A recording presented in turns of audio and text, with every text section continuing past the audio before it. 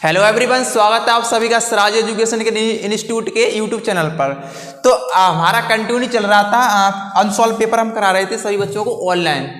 जितने बच्चे हैं उनको ऑनलाइन प्राइवेट वीडियो करके दी जाएगी, पब्लिक इस वीडियो को नहीं किया जाएगा। तो सबसे पहले हम स्टार्ट करते हैं मोटिवेशनल कोटेज के साथ। यानी अच्छे रिजल्ट लाने के लिए बातों से नहीं रातों से लड़ना पड़ता है, बातों से नहीं रातों से लड़ना पड़ता है। तो सबसे पहले आपको ये जानना होगा, अगर हम पढ़ेंगे तभी, यानी हम जब स्टडी करेंगे तभी हम कुछ अच्छे अंक प्राप्त कर सकते हैं। कहने से कुछ भी नहीं होता है, जितनी हम प्रैक्टिस करेंगे उतने ही हम अच्छे अंक गेन करेंगे। ऑलराइट, तो सबसे पहले हमारा कंटिन्यू चल रहा था अनसॉल्व पेपर। क्या करा रहे थे हम? Unsolved paper. तो आप कंटिन्यू करेंगे आगे से, ठीक है। और हम सबसे पहले आपको बता दें, ये जितने हम पेपर करा रहे हैं वो एग्जाम के पॉइंट ऑफ व्यू से वेरी वेरी इंपॉर्टेंट क्वेश्चन है। और यहाँ से लगभग हम जैसे एक क्वेश्चन दिया है तो एक के हम 4 क्वेश्चन आपको करा रहे हैं, जिससे किसी भी हद से किसी भी ढंग से आपके क्वेश्चन एग्जाम में आउट ऑफ क्वेश्चन ना हो, इस तरीके से हम आपको सॉल्व करा रहे हैं। तो चलिए हम चलते हैं अपने पेपर की तरफ।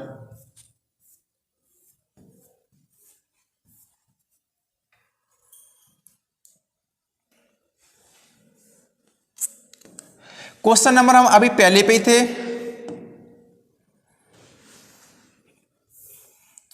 क्वेश्चन नंबर पहले में हम क्वेश्चन आज कराएंगे, एड्स तक गा तक करा दिए था, आज कराएंगे घा से स्टार्ट करेंगे। यानी आरएनए अणु में थायमिन विस्थापित होता है। थायमिन विस्थापित कैसे होता है वो जानते हैं। सबसे पहले आपको पता है नाइट्रोजन क्षार 2 प्रकार के होते हैं। पहला होता है पिरिमिडीन और दूसरा होता है प्यूरिन। पहला प्यूरिन और पिरिमिडीन। पहला है प्यूरिन और दूसरा है हमारा पिरिमिडीन।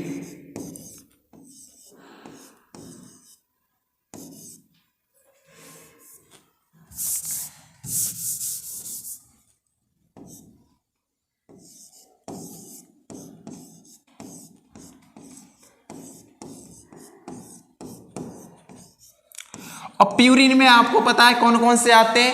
एडेनिन और ग्वानिन। कौन से आते हैं? एडेनिन और ग्वानिन। और पिरिमिडीन में आपको पता है कौन कौन से आते हैं? साइटोसिन और थायमिन। हमने यहाँ पर प्यूरिन और पिरिमिडीन के जो नाइट्रोजन क्षार थे, तो नाइट्रोजन क्षार प्यूरिन में आपको पता है एडेनिन और थायमिन आते हैं, और पिरिमिडीन में साइटोसिन और ग्वानिन आते हैं। जो प्रोसेस होती है हमारी किसके लिए होती है? This process is known as DNA. मानिए डीएनए के लिए हम लेते हैं, किसके लिए लेते हैं? डीएनए के लिए। इसी प्रकार हम अगर आरएनए लेते हैं, क्या चीज लेते हैं? आरएनए। तो आरएनए के लिए हम यहाँ पर थायमिन विस्थापित करते हैं, किसके लिए? यूरेसिल के लिए। अगर यहाँ पर माने साइटोसिन और यहाँ पर हमारे टी हमने रिप्लेस कर दिया, टी हमने क्या कर दिया? यहाँ से रिप्लेस कर दिया और यहाँ पर ले आए हम का यूरेसिल। तो यहाँ पर ये आरएनए के लिए हो जाएगा। किसके लिए होगा? ये आरएनए के लिए, आरएनए के लिए। तो यहाँ पर दिया है आरएनए अणु में थायमिन विस्थापित होता है। तो किससे होता है? थायमिन से। किससे होता है? थायमिन से। यहाँ पर दिया है ग्वानिन, नहीं होगा। यूरेसिल नहीं होगा। हाँ, थायमिन विस्थापित होता है यूरेसिल। तो यहाँ पर करेक्ट आंसर हमारा कौन सा होगा? यूरेसिल। तो यूरेसिल से थायमिन क्या हो जाएगा? विस्थापित हो जाएगा। तो करेक्ट आंसर हमारा दूसरा, साइटोसिन नहीं है और एडेनिन नहीं है। तो हमारा करेक्ट आंसर इसमें कौन सा है? करेक्ट आंसर इज हमारा सेकंड, यानी यूरेसिल।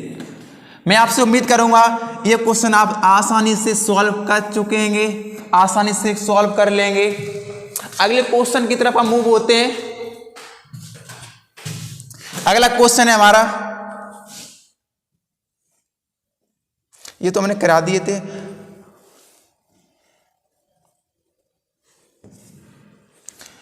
ये हमने करा दिया, पिछली वीडियो में करा दिया था हमने। डाउन सिंड्रोम हमने पिछली वीडियो में करा दिया था। और आज कराएंगे दूसरे का गा। ये क्वेश्चन और इंपॉर्टेंट है कोडॉन AUG के 2 कार्य लिखिए। इसमें सिर्फ 2 कार्य पूछे और इनके कौन कौन से कार्य हैं और वो एग्जाम के पॉइंट ऑफ व्यू से वेरी वेरी इंपॉर्टेंट है आपको, तो इसे हम सॉल्व करा देते हैं। AUG के 2 कार्य लिखिए, यानी main function of AUG codon. ठीक, main function of AUG codon, main function of AUG codon.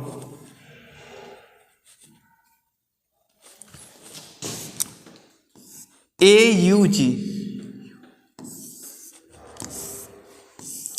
देखिए ये कोडिंग AUG क्या है, एक कोड करता है। क्या AUG क्या करता है, कोड करता है, यानी जैसे हमें प्रोटीन बनानी होती है तो ये कोड करता है AUG। और सबसे पहले इसमें पहला पॉइंट है जो जो AUG are obtain from mRNA, यानी इसे mRNA से इसे ऑब्टेन या प्राप्त किया जाता है। क्या किया जाता है, प्राप्त किया जाता है। पहला क्वेश्चन आपका ये आंसर बनेगा इसमें। इसे कहां से प्राप्त किया जाता है, mRNA से प्राप्त किया जाता है। सबसे पहले मैं बताऊं AUG इज स्टार्टिंग कोडॉन और इनिशियल कोडॉन, तो इसे हम कह सकते हैं पहला ऐसा फंक्शन क्या है, ये स्टार्ट कोडॉन है। क्या करता है, ये प्रोटीन बनाने को क्या करता है, स्टार्ट करता है, इसीलिए इसे स्टार्ट कोडॉन कहते हैं, यानी प्रारंभिक कोडॉन। हिंदी में बोले तो प्रारंभिक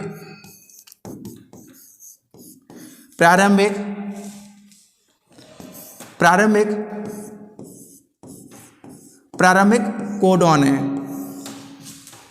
प्रारंभिक कोडॉन है। और दूसरा ये किसको कोड करता है, जो कोड करता है उसका नाम है मेथाइनिन। किसको कोड करता है, मेथाइनिन।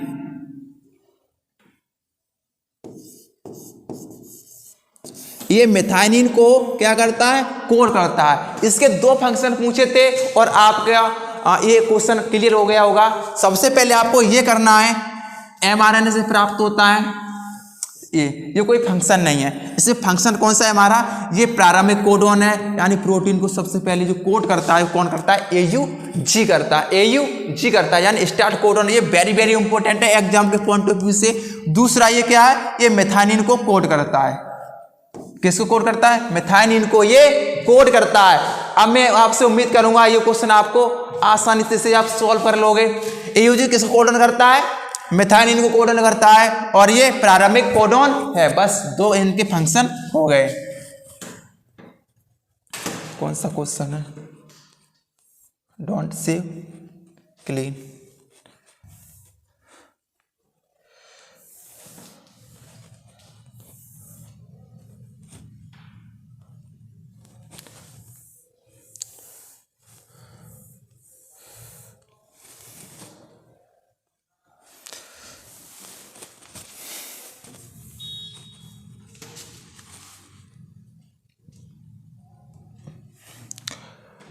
हाँ, इसमें DNA का रासायनिक चाकू किसे कहते हैं, ये भी क्वेश्चन आपके हर साल ही ना एग्जाम में 2023 में भी यहां से एक क्वेश्चन आना तय है। किसी भी फॉर्मेट में आए यहां से एक क्वेश्चन आना आपके एग्जाम में तय। तो DNA का रासायनिक चाकू क्या है, DNA का रासायनिक चाकू क्या है। चलिए इस क्वेश्चन को बिल्कुल डीप में समझते हैं और यहां से आने वाले क्वेश्चन एक भी आपके रहे ना, इस तरीके से हम सॉल्व करेंगे। और हम चलते हैं अपने सीधे नोटपैड की तरफ।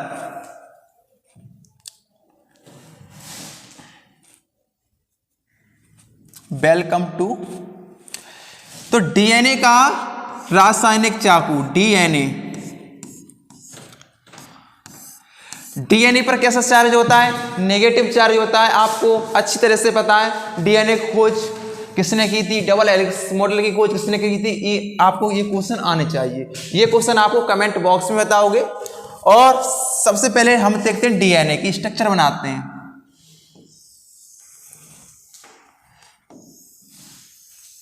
ये हमारे DNA की स्ट्रक्चर है।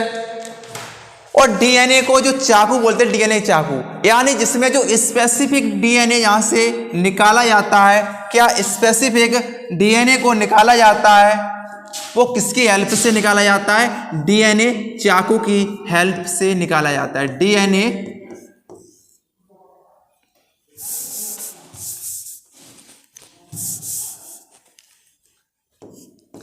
डीएनए, डीएनए चाकू के हेल्प से निकाला जाता है। तो यानी जो स्पेसिफिक कोई जीन होता है उस जीन को हम निकालते हैं, स्पेसिफिक जीन को निकालते हैं, इसलिए हम डीएनए चाकू की हेल्प लेते हैं। इसका नाम आणविक कैंची या मॉलिक्यूलर कैंची या डीएनए चाकू या डीएनए चाकू, डीएनए अणु, मॉलिक्यूलर चाकू या रेस्ट्रिक्शन एंडोन्यूक्लियर एंजाइम, इस नाम से इसे जानते हैं। तो इसका जो चाकू का नाम है, जो साइंटिफिक नेम है, उसका नाम हमें यहां पर लिखना होगा। तो चलिए इसका नाम लिख लेते हैं। इसका नाम है रेस्ट्रिक्शन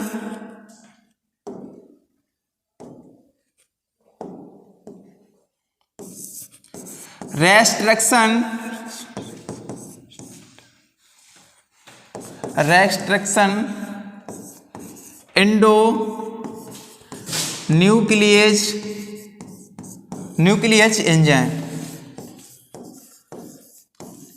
और ये एंजाइम क्या करता है, ये डीएनए के स्पेसिफिक सीक्वेंस को कट करता है। क्या करता है, डीएनए के स्पेसिफिक सीक्वेंस को कट करता है, इसलिए इसे डीएनए का चाकू या डीएनए की कैंची या मॉलिक्यूलर कैंची या आणविक कैंची या मॉलिक्यूलर कैंची के नाम से इसे जानते हैं। तो मैं आपसे उम्मीद करूंगा इसमें आपको ये लिखना है। क्या लिखना है, रेस्ट्रिक्शन एंडोन्यूक्लियस एंजाइम इसका पूरा नाम है, और ये एक जीवाणु से प्राप्त किया जाता है। एम आई के लिए दिस पॉइंट। और ये क्वेश्चन आपके बायोटेक्नोलॉजी से है, और यहां से एक क्वेश्चन आपके एग्जाम में आना निश्चित है।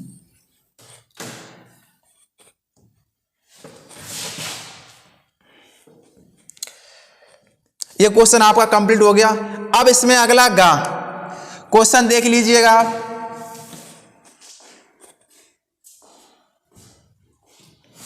इसमें क्वेश्चन पूछ रहा है, जनन की अच्छी विधि कौन सी है और क्यों है। जनन की अच्छी विधि कौन सी है और इसमें कौन सी है। तो यहां से 50% चांस है आपके एग्जाम में आने के, 50% चांस है इस क्वेश्चन में आने के। ये ज्यादा इंपॉर्टेंट नहीं है, फिर भी आप जान लो।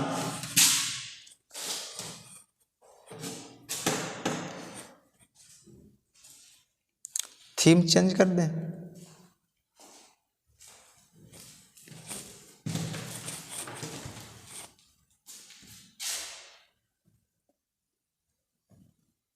सही है, कौन सही है, वाइट।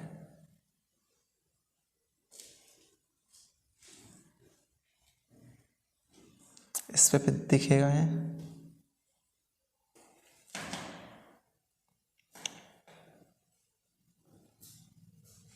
जी सही है।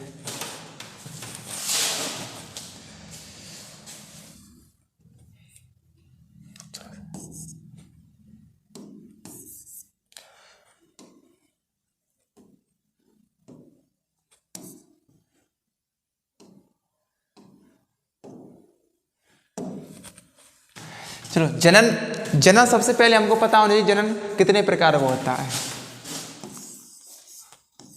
जनन, इसमें पूछा था जनन की कौन सी विधि सबसे बेस्ट है और आखिर क्यों है। इस क्वेश्चन को हम साइंटिफिक वे में समझेंगे, और क्वेश्चन है तो हमें उसको सॉल्व भी करना है। तो जनन को इंग्लिश में क्या बोलते हैं, रिप्रोडक्शन।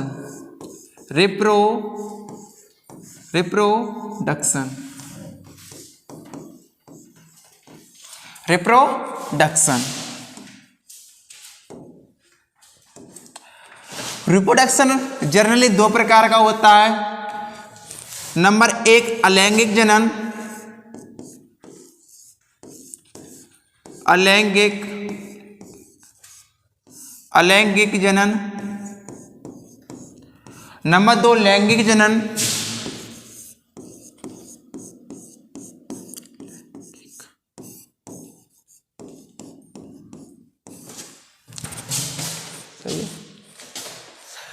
अब अलैंगिक जनन को हम इंग्लिश में एसेक्सुअल रिप्रोडक्शन कहते हैं। Asexual reproduction. रिप्रोडक्शन कहते हैं एंड सेक्सुअल रिप्रोडक्शन को इंग्लिश में हम सेक्सुअल रिप्रोडक्शन कहते हैं, रिप्रोडक्शन कहते हैं। लैंगिक जनन और अलैंगिक दो प्रकार का जनन होता है, और इसमें अलैंगिक जनन को हम इंग्लिश में एसेक्सुअल रिप्रोडक्शन कहते हैं और लैंगिक जनन को हम सेक्सुअल रिप्रोडक्शन कहते हैं। सबसे पहले हमें इन दोनों की डेफिनेशन पता होनी चाहिए। क्या पता होनी चाहिए? इनकी डेफिनेशन पता होनी चाहिए। और इसी के साथ साथ मैं आपको सबसे पहले इसकी डेफिनेशन बताता हूं, फिर उसके बाद आपको सॉल्व कराता हूं। तो देखिएगा इसका सबसे पहले देखिए, अलैंगिक जनन में एक्चुअली में होता है, इसमें एक वन पेरेंट की आवश्यकता होती है या रिक्वायरमेंट होती है, यानी एक जनक की आवश्यकता होती है। और लेकिन सेक्सुअल रिप्रोडक्शन में दो जनक की आवश्यकता होती है, दो जनक की या दो पेरेंट की आवश्यकता होती है। और लेकिन सेक्सुअल रिप्रोडक्शन में एक जनक की आवश्यकता होती है, एक जनक की आवश्यकता होती है। और लैंगिक जनन में दो जनक की आवश्यकता होती है और अलैंगिक जनन में एक जनक की आवश्यकता होती है। इसीलिए जब इंसान इसमें दो का कॉम्बिनेशन बनता है और इसमें डायरेक्ट सेम उसी प्रकार के जीव प्राप्त होते हैं, और इसमें उसी प्रकार के जीव दिखने में तो सेम होते हैं, लेकिन जेनेटिकली इसमें क्या होता है, मॉडिफाई हो जाते हैं, और इसमें जेनेटिकली सेम होते हैं। इसमें सेम वैसे जेनेटिकली रूप से और मॉर्फोलॉजिकल इसमें अलैंगिक जनन में समान होते हैं और इसमें मॉर्फोलॉजिकल समान होते हैं, लेकिन जेनेटिकली इसमें डिफर होता है और इसमें एक नए जीन प्राप्त होते हैं। किसमें? लैंगिक जनन में। इसलिए हमारी बेस्ट कौन सी होगी? लैंगिक जनन ही हमारी बेस्ट होगी। लैंगिक जनन विधि कैसी होगी?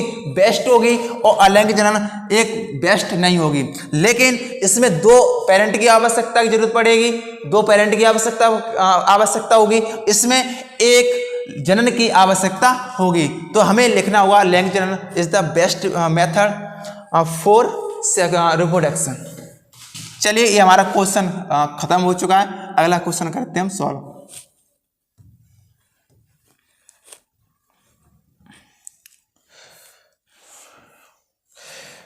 हाँ, ये क्वेश्चन एग्जाम के पॉइंट ऑफ व्यू से वेरी वेरी इंपॉर्टेंट है, ये वाला देखना आपका। परागकोश की अनुप्रस्थ काट का एक स्वस्थ नामांकित चित्र बनाइए। यानी आपको एक परागकोश का क्या बनाना है? चित्र बनाना है और उससे लेबल करना है। तो चलिए बनाते हैं, और यहाँ से एक क्वेश्चन प्रत्येक वर्ष एग्जाम में पूछा जाता है। तो चलिए आप अपने नोटपैड पर चलते हैं और सीधे आपको समझाते हैं। क्वेश्चन ये आप देख लेना, और मैंने पेपर जहाँ पर आप लोगों को ये पेपर मैंने भेज दिया है, आप वहाँ से देख लेना, ठीक है। मैं सीधे नोटपैड पे चलता हूं और आपको सॉल्व कराता हूं। परागकोश की क्या बनानी है? अनुप्रस्थ काट बनानी है, यानी एंथर होता है और एंथर को हम काट के देखेंगे किस प्रकार का हमें दिखाई देता है। तो सबसे पहले हम जानते हैं एंथर होता कहां पर है। एंथर कहां पर होता है, जिससे हमारे और क्वेश्चन भी हमारे कैसे हो जाएं, सॉल्व हो जाएं। तो सबसे पहले हम बनाते हैं फ्लावर डायग्राम।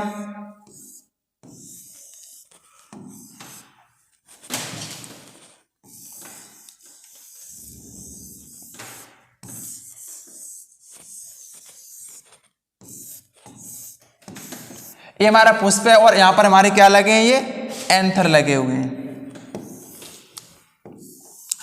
एंथर सबसे पहले आपको पता होना चाहिए, ये क्या है हमारा परागकोश, जिसे इंग्लिश में बोलते हैं एंथर। क्या बोलते हैं इसे इंग्लिश में बोलते हैं हम एंथर।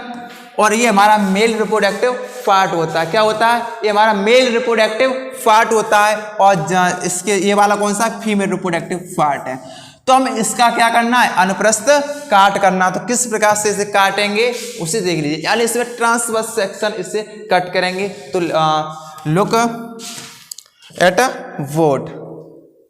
चलिए, तो सबसे पहले जब इसे हम काटते हैं तो हमारी कुछ संरचना किस प्रकार की दिखाई देती है, संग संग हमारे बनाइएगा। मैं चाहूं तो आपको इसमें तो गूगल की इमेज लगा सकता हूं, पर मैं आपको यहाँ पर समझा रहा हूँ, याद करा रहा हूँ कि आपको इस तरीके से बनाना आने चाहिए, इसलिए मैं आपको साथ साथ बताता जा रहा हूँ विद लेबलिंग। तो आपको कुछ नहीं करना, इस प्रकार से आपको डायग्राम को ड्रॉ करना है, राइट। इतना आप ड्रॉ कर लोगे, मैं आपसे उम्मीद करूंगा यहाँ तक इतना प्रत्येक बच्चा ड्रॉ कर लेगा इसको। और इस तुरंत दूसरे अपने पेन को चेंज करोगे और दूसरा आप इसमें क्या करोगे, इस तरीके से आप 4 इस तरीके से सर्कल बना लोगे। मैं उम्मीद करूंगा इतना आप आसानी से कर लोगे, क्योंकि मुझे यहाँ पर हर चीज़ याद करानी है बच्चों को। अब दूसरी बात, इसमें आपको परागकण भी दिखाने हैं, हम थोड़े से परागकण दिखा देंगे तो हमारा फिगर अच्छा बनने लगेगा। तो इसमें हम क्या बना लेंगे, परागकण। मैं आपसे उम्मीद करूंगा यहाँ तक सभी को क्वेश्चन क्लियर होंगे। परागकण हमने यहाँ पर बना लिए। इसके बाद अब हम क्या करेंगे, हम एक टैपिटम की लेयर और बना लेते हैं, जिससे हमारा क्वेश्चन बहुत अट्रैक्टिव लगे। ये हमारी टैपिटम बना ली, बस आपको कुछ नहीं करना है। और एक हमको क्या बनाना है, एक और बनाना है, थोड़ा सा और अट्रैक्टिव कर लीजिएगा। ये हमारा कनेक्टिव टिश्यू है।